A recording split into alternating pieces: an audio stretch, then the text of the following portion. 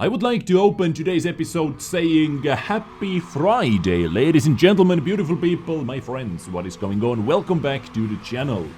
Now today is a big one, ladies and gentlemen, Equipment 2.0 test kicks off June 2nd, June 2 on the Sandbox server.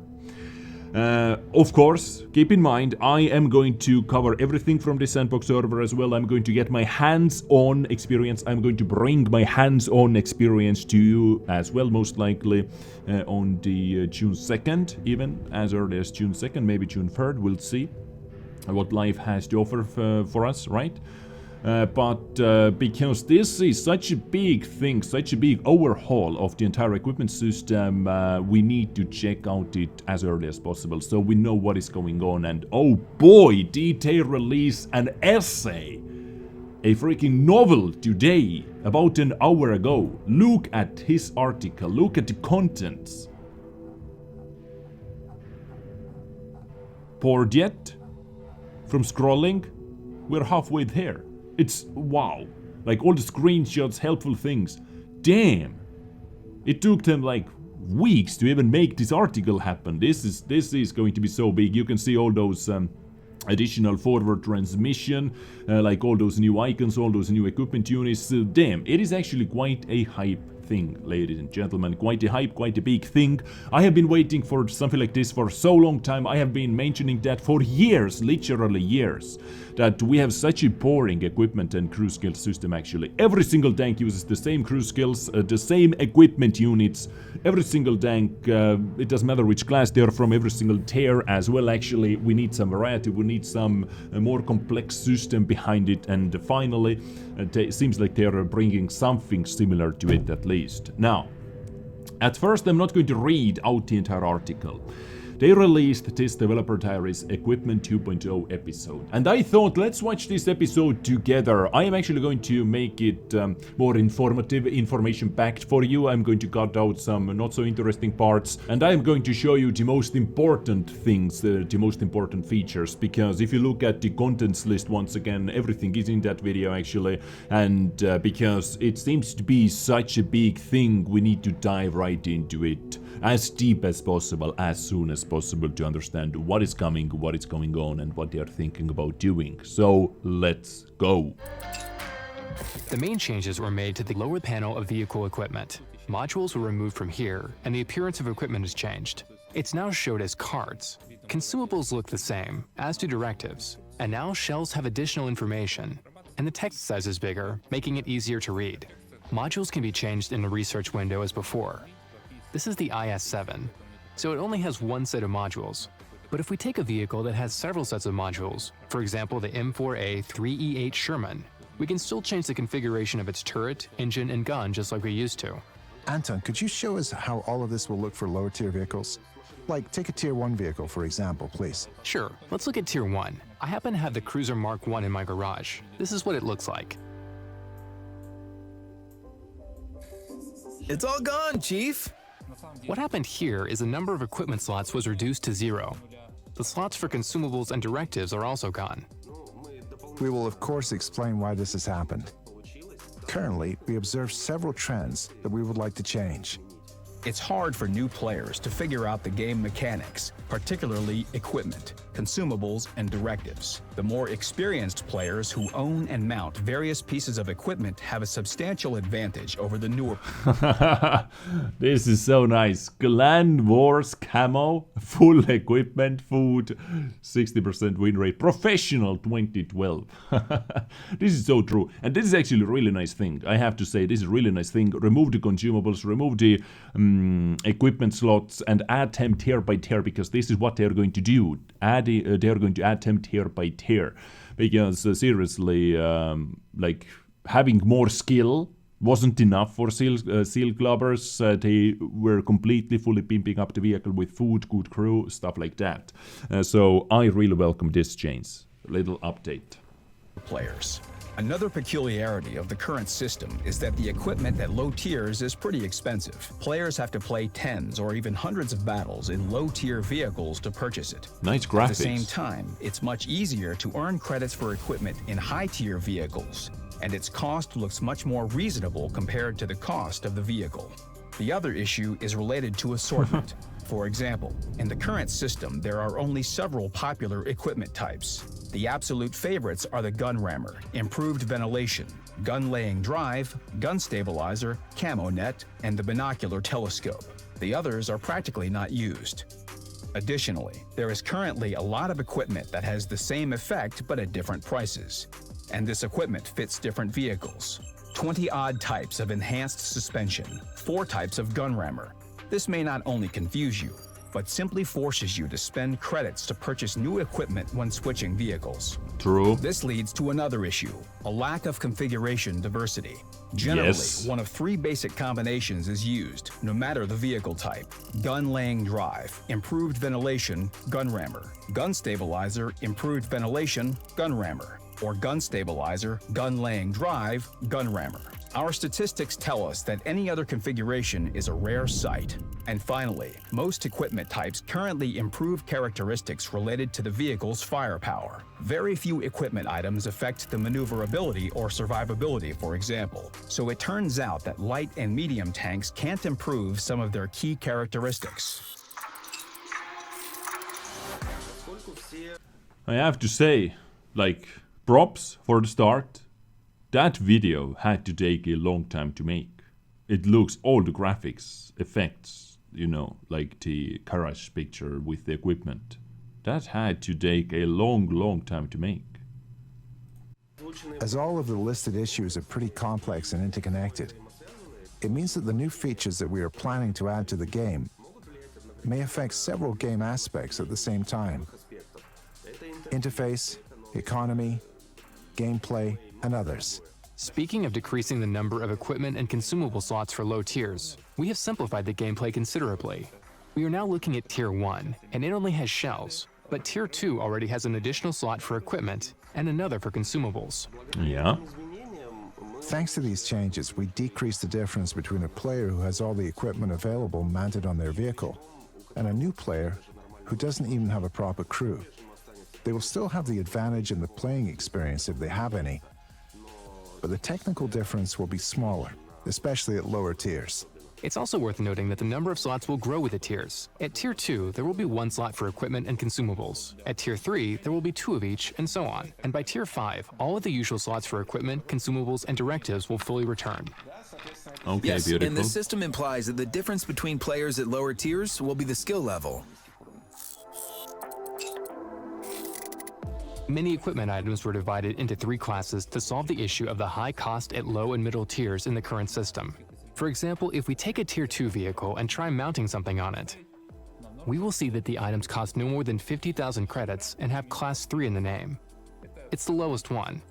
Let's take improved ventilation, for example. It will be available for 50,000 credits, and it gives the standard 5% bonus. If we go to a mid-tier vehicle, let's say Tier 6, and try mounting something here, we will see that all the items cost around 200,000 credits. They have Class 2 in the name, the middle one, and they have the same bonus. And a Tier 10 vehicle, like the Botshot 25, can access Class 1 equipment. It costs 600,000 credits on average. But if some equipment costs less and was available for the vehicle, like the Class 2 improved ventilation was available for the Botshot, then it will have the same cost as before. It will not become more expensive.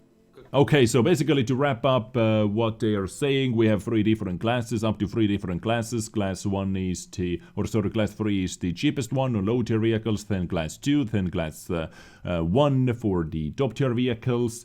Improved ventilation class. This seems to be for firepower, for mobility, for visibility. This seems to be for firepower, like firepower icon. This seems to be for survivability. I think so.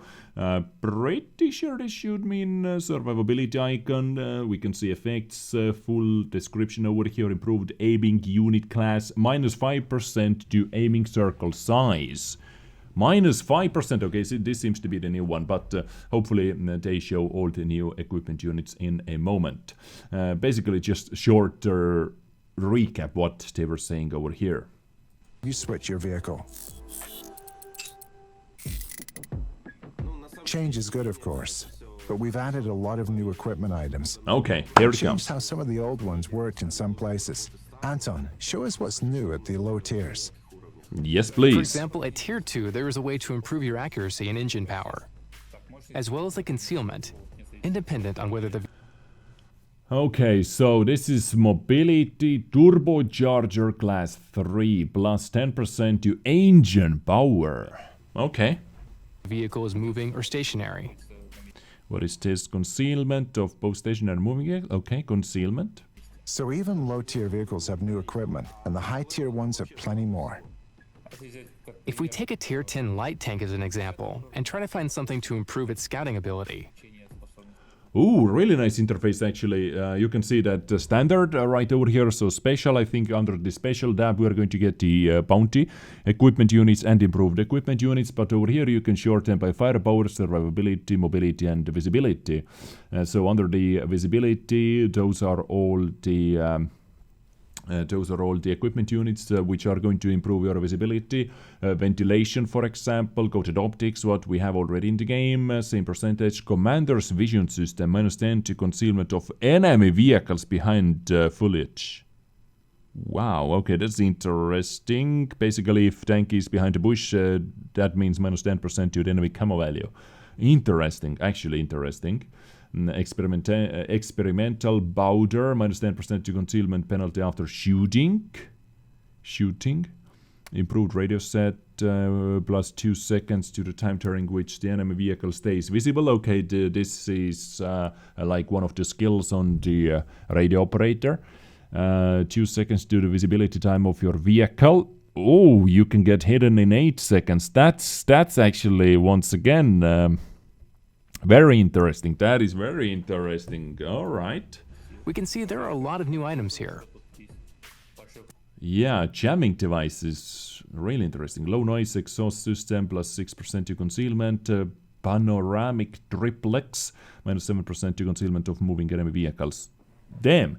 Okay. And that's only for spotting. Example, you could increase the time the enemy vehicle is spotted, or decrease the time you were spotted yourself. Improve your ability to spot moving enemies, and so on. And what about the 600k. old ones? We did change a lot of the old equipment items. Let's take the wet ammo rack. Its effect was improved considerably. The bonus to durability used to be 50%. Now it's 100%. We also decreased the penalty for the damage ammo rack and added a unique effect that prevents the player's ammo rack from exploding. This is not the only change that we made to all equipment. Far from it. And we have new items. There'll be a lot to play with and figure out. Anton, let's show the equipment that allows players to increase the hit points of their vehicles. Let's use the mouse as an example. What an unexpected choice. Yes, the mouse. The most durable vehicle in the game has many equipment items that can increase its survivability. There are the old faithfuls, like the spall liners, and the new ones, like the improved consumables and its increased hit points. So the mouse has 3,000 hit points by default, and if we mount this equipment to it, it will receive 150 additional hit points. Considering the good armor that it has, these 150 hit points may help win a battle. So not only this is going to bring some variety to the battlefield, it makes also some really high damage battles possible. For example, when there are plenty of vehicles who are boosting their hit points. On many tanks, who have a lot of armor, who are actually bouncing a lot, extra hit points make a lot of difference. Extra hit points can mean more than like extra armor a bit, if you bounce more, basically. It just so happened that historically most of our equipment items affected mainly the firepower of the vehicle, and thus the influence on all vehicle characteristics was not really balanced. To solve this issue, we diversified the equipment assortment considerably in the parts that relate to other characteristics, because the firepower part already feels pretty good as it is. Anton, show us what new categories we have now. Taking the IS-7 as an example, we can see that it has different icons and different slots that say that this slot belongs to a category. In this case, the first slot has the special category of survivability, the second has mobility, and the third one doesn't have any. On the bot shot, for example, the first one has the mobility specialization, and the second one is scouting. On the STRV-103, it's scouting and firepower. Do these specializations depend on the vehicle type?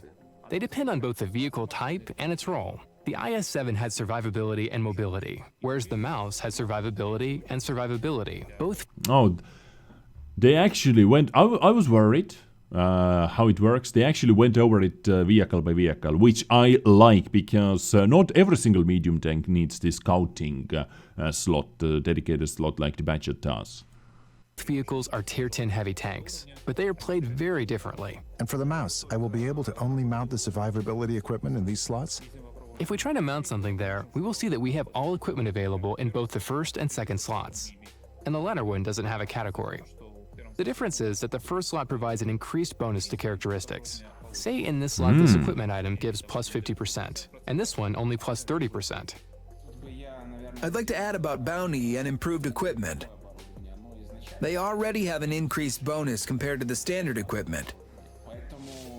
Therefore, the bounty and improved equipment items will not benefit from the slot bonus. Yes, if we look at the extended spare parts kit.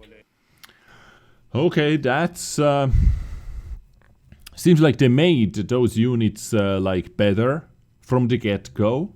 You can see previously it was 7.5 instead of 5. This one was 12.5 instead of 13.5. So seems like they increased all the improved or bounty equipment units already. Because as they said, those equipment units are not getting bonus if you use them in the right slot. So this is why they did it. Which is once again interesting thing to think about. And that they thought about it. It adds the same bonus, irrespective of which slot I choose. At the same time, its standard counterpart, the toolbox, adds 35 in the category slot and 25 in the normal slot. So it means that we can now create different equipment sets for one vehicle to play different objectives? Yes, if we take the mouse and build it for survivability, we can mount the toolbox in the third slot. The increased hit points go in the first slot, and the second one will have the spawn liner. This will be one equipment set. What was the okay, minus 60% to HE shells and ramming damage, plus 60% to protection of the crew from injuries. Minus 15% stun duration, minus 25% to additional stun duration. Damn, okay. That's, ladies and gentlemen. What do you think about that? Not bad. I hope E50M has survivability dab. And I would like to use that on E50M. Or we can mount something for firepower in the empty slot. Let's say it will be a gun rammer. And we'll mount the fill tanks with CO2 in the survivability slot to avoid being set ablaze. We can ignore the category of the first slot and have a stabilizer there, for example. Well, I guess we'll have to make a manager for these builds next to be able to... So what they're hinting over here is now you have to think a lot more which equipment units you would like to use. Do you want to give away that special extra bonus you can get using the equipment unit in the right slot or not? It comes down to how good the extra value is, how good the special value is, how good the equipment unit is. And to test that out, definitely we need to get our hands on. We need to try different setups. Like, yeah, theory crafting is going to be an actual thing. Not crazy, not crazy big theory crafting, but some at least, even in World of Tanks, ladies and gentlemen. Save them and switch between them quickly. So, brace yourselves. We keep talking about the Moss Butlet switch to the Botshot 25T for a minute. I think we can make a build which boosts both firepower and gun handling, for example. Hey, let's try to make a build like that, Anton. Let's try. Ventilation is an easy pick, considering the match with the slot. Both the vents and the slot have mobility, so this will provide an increased bonus. The stabilizer in the second slot will allow an increase in shooting accuracy, and we can use either the existing gun laying drive or the new sighting gear for increased accuracy when fully aimed. Budget really needs better accuracy indeed. This will be the build for firepower with increased firing accuracy and a slightly faster magazine reload. You may probably also need better view range and mobility in team fights. Yes, let's build the Scout Hybrid. Put everything into view range and concealment. Let's use filters, Anton, so that we only see what we need. Sure, let's apply filters. For mobility, we can mount the increased maximum... Okay, mobility. We have ventilation, which gets 6.5 if you use that in the right slot. Vehicle traverse speed. Oh, traverse speed. Okay, preserving the gathered speed. 6% kilometers to maximum forward speed. Oh boy, ladies and gentlemen, EBR. Can EBR go over 100 kilometers per hour again with that? Additional reverse transmission. Believe it or not, but FE425 actually needs that. This one over here. Interesting once again. Plus 17.5% to moving vehicle traverse speed. Turbocharger engine power. 15% extra engine power. Speed, or the increased engine power, or the increased traverse speed while moving. The bot shot has a very good specific power, but it could still use an increase to its maximum speed. Let's give it an extra plus 6 kilometers per hour to the top speed. This will bump it to 71 kilometers per hour. The second slot has the scouting specialization, and the bot shot has 6 different items for scouting. There are the old types of optics and the new ones. Here, the improved radio looks quite interesting, as it will increase the time that enemies are spotted, which will be useful for the bot shot. And in the third slot, as it has no category, we can mount something that we liked before but didn't have the opportunity to use. It can be, let's say, additional grousers, which provide a boost to the hull traverse speed and allow us to hit to the maximum speed faster. Basically, the possibilities here are endless. Yes, so what we have here is that at higher tiers, 2 slots have a category, but it's not mandatory. It doesn't force players to mount this exact type of equipment there. You can use anything you want. However, in that case, you will not receive a bonus in that category, but there's no penalty either. The equipment will work as intended. Basically, you can even leave all your equipment as you have it now. Yes, sure. But on the other hand, I'd strongly recommend trying and playing around with the categorized slots. At least on the sandbox, yes? Exactly. Now you can set your vehicles up in very different ways, depending on either your playstyle or the game modes that you're going to play. Yeah? You probably have questions about the equipment conversion process. It's a really important issue, and our main goal in this case is that players do not lose anything during the conversion. I'm talking about both the certain equipment items and its cost in credits. Of course, all old equipment items will be converted to the new ones, and the conversion will happen considering the peculiarities of the new system. Also, you shouldn't worry about improved equipment. It'll be moved to the depot for free. Additionally, when the conversion happens on the main server, every player will receive a certain number of demounting kits. Oof, okay, ladies and gentlemen, so Equipment 2.0, I have to say I am actually quite excited to test out different builds. To test out full mobility builds, to test out full spotting builds, you know, you can devalue the enemy camo while they're behind the bushes, you can increase your moving camo after firing camo, you can devalue enemy after firing camo as well, I believe. Wow, okay. And hopefully in the future they are going to add even more equipment units, because now they have this new system and now they can improve it even further in the future. I like this thing over here. Tier 1 doesn't get any equipment units. Tier 2 gets 1, no directives. Tier 3 gets 2, no directives. Tier 4 gets all the slots, all the consumables, but no directives and no specific, survivability, mobility or firepower slots. But tier 5 to tier 10 and higher tiers especially get dedicated slots plus the bonus effect if you use the equipment units in the dedicated slot, which I really do like to see. You can see that right over here. So firepower, we have accuracy to hull rotation or hull traverse. We have aiming time. If you use that in the right slot, ladies and gentlemen, you get minus 9% to aiming circle, which is a big thing for many tanks, but RNG still stays in the game. Enhanced gun laying drive. This is so big actually. You literally have to use that. If you ever use that on any vehicle, you have to use that in the correct slot, in the firepower slot. Enhanced gun laying drive, extra aiming speed, reload speed, vertical stabilizer, gun traverse, amplifier, turret rotation speed a lot faster. Alright, survivability, hit points, hull cooldown for consumables. Really? Really? Okay. This is another thing you can use on especially super heavily armored vehicles like mouse. Minus 50 seconds to cooldown for consumables. Ladies and gentlemen. Or plus 10% to vehicle durability if you use that in the right slot. Enhanced suspension toolbox. Module protection plus 50% to module durability. That's kind of meh. Although it helps you from getting tracked.